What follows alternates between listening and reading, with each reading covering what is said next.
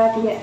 Hai guys, jadi di sini Karissa dan Nafisa akan menceritakan tentang Kesultanan Banten, dimulai dari sejarahnya, kehidupan agama dan sosialnya, kehidupan ekonominya, masa kejayaannya, kemunduran serta peninggalan dari Kesultanan Banten. Tanpa berlama-lama lagi, mari kita langsung ke penjelasannya. Sebelum periode Islam, Banten adalah kota penting yang masih dalam kekuasaan Pajajaran.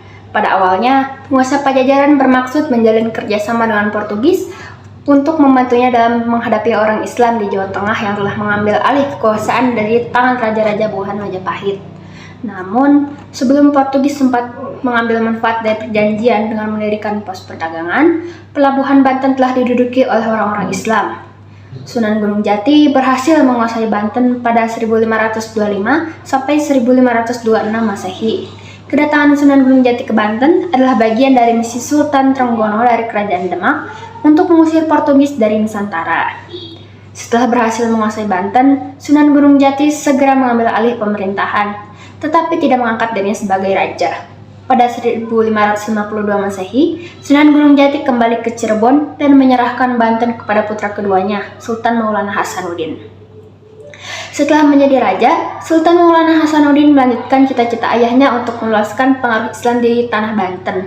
Bahkan, Banten mempunyai peranan penting dalam penyebaran Islam di Nusantara, khususnya di wilayah Jawa Barat, Jakarta, Lampung, dan Sumatera Selatan. Menurut catatan sejarah Banten, Sultan yang berkuasa masih keturunan Nabi Muhammad, sehingga agama Islam benar-benar menjadi pedoman rakyatnya. Meski ajaran Islam memengaruhi sebagian besar aspek kehidupan, masyarakatnya telah menjalankan praktik toleransi terhadap pemeluk agama Islam.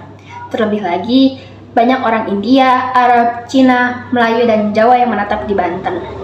Salah satu bukti toleransi beragama pada masa pemerintahan Kesultanan Banten adalah dibangunnya sebuah kelenteng di Pelabuhan Banten pada 1673 Masehi. Kehidupan sosial masyarakat Banten semakin makmur pada masa pemerintahan Sultan Ageng Tirtayasa. Sebab, Sultan sangat memperhatikan kesejahteraan rakyatnya. Salah satu caranya dalam menerapkan sistem perdagangan bebas.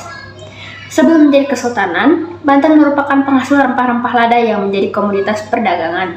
Pada masa pemerintahan Sultan Maulana Hasanuddin, hal itu dimanfaatkan untuk mengembangkan Banten menjadi bandar perdagangan yang lebih besar. Setelah Sultan Maulana Yusuf berkuasa, menggantikan Maulana Hasanuddin, sektor pertanian juga dikembangkan untuk mendukung perekonomian rakyatnya. Kerajaan Banten berhasil mencapai puncak kejayaan pada masa pemerintahan Sultan Ageng Tirtayasa. Beberapa hal dilakukannya untuk memajukan Kesultanan Banten diantaranya sebagai berikut. Pertama, memajukan wilayah perdagangan Banten hingga ke bagian selatan Pulau Sumatera dan Kalimantan. Kedua, Banten dijadikan tempat perdagangan internasional yang mempertemukan pedagang lokal dengan pedagang Eropa. Ketiga, memajukan pendidikan dan kebudayaan Islam. Keempat, melakukan modernisasi bangunan keraton dengan bantuan arsitektur Lukas Kardel. Kelima, membangun armada laut untuk melindungi perdagangan dari kerajaan lain dan serangan pasukan Eropa.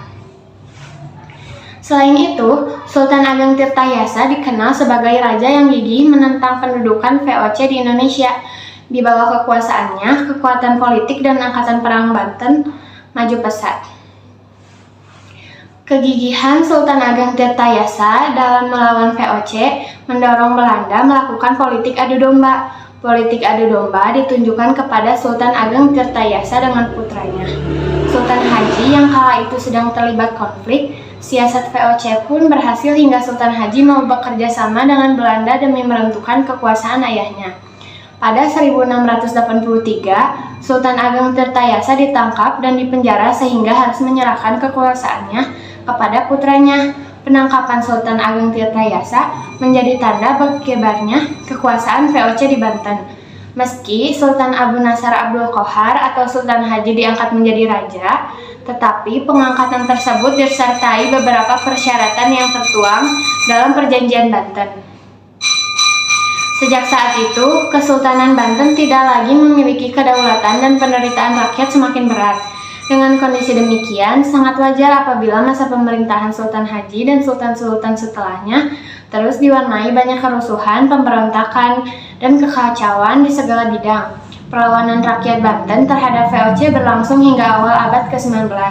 Untuk mengatasi hal itu, pada 1809, Gubernur Jenderal Daendels menghapus Kesultanan Banten.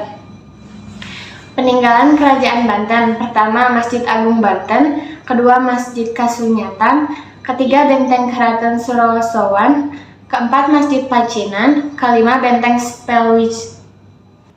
Nah, itu aja guys penjelasan dari Nafisa dan Karissa tentang Kesultanan Banten. Mohon maaf bila ada salah kata dan salah sikap. Thank you guys, see you. Yay.